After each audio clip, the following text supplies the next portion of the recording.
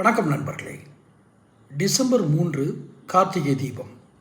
திருப்பரங்குன்றம் மலையில் கார்த்திகை தீபம் ஏற்றுவதற்கு தடை விதிக்கப்பட்டு கிட்டத்தட்ட ஒரு தலைமுறையை தாண்டிவிட்டது. இப்போது மீண்டும் அது மறுபரிசீலனை செய்ய சொல்லி 1996 நீதிமன்றத்தில் வழக்கு தொடரப்பட்டு அவர்கள் அதில் ஆட்சேபனை இல்லை என்று நீதிமன்ற உத்தரவு வந்த பிறகும் அதை தொடர்ந்து அலட்சியம் செய்து கொண்டிருக்கும் தமிழக அரசுகள், அது எந்த கட்சியாக இருந்தாலும் சரி. என்னுடைய எளிமையான கேள்வி, பதிவுக்குள்ளே போகிறதுக்கு முன்னாடி சேனல் சப்ஸ்கிரைப் பண்ணாதவங்க சப்ஸ்கிரைப் பண்ணிக்கங்க, நோட்டிஃபிகேஷன் பில் பதிவு பண்ணுங்கள். கார்த்திகை தீபம் ஏற்ற வேண்டும் என்று கேட்பவர்கள் மதவாதிகளா, முருக பக்தர்களா,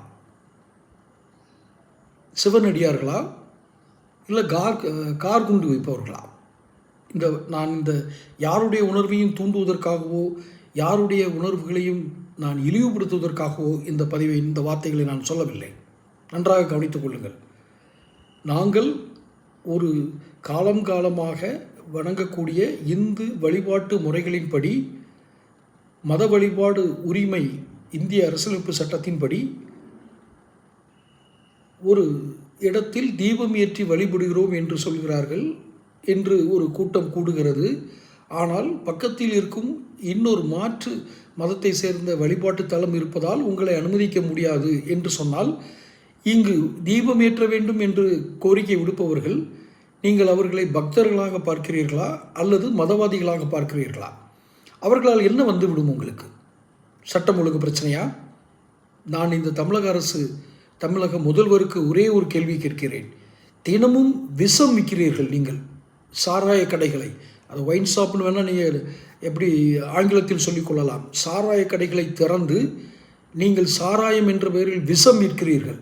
அந்த விஷத்தை அருந்திவிட்டு நடக்கும் சட்ட விரோதமான செயல்கள், கொலைகள், சட்ட ஒழுங்கு பிரச்சனைகள், இதற்கெல்லாம் காரணம் அந்த சாராய கடைகள் தானே. இழுத்து முடிவீங்களா? அல்லது உங்களுக்கு அந்த சாராய கடைக்கு யாரும் போகக்கூடாது, அங்கே போனால் கலவரம் வருது, சட்ட ஒழுங்கு பிரச்சனை வருதுன்னு மூடிடுவீங்களா? மூடுவீங்க. எப்போ?